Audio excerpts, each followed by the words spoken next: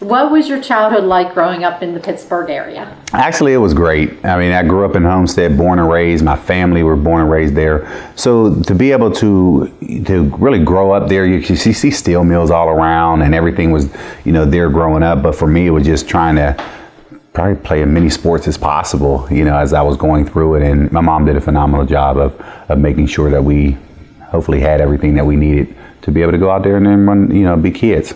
Actually, my role model growing up, it was my mother. And she was my mother. I didn't grow up with a father, so she was my mother, father, and my hero.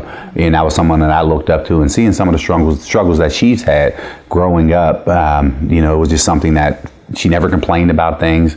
She's working 2 jobs and really just trying to provide for me and my 2 other siblings. And, and when I look at her, see what she was able to do without complaining about it, I mean, it was impressive.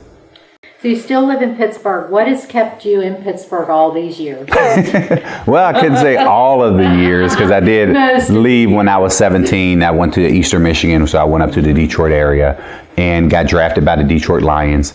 And from there, I spent 9.5, close to 10 years in Detroit, and then I came back home.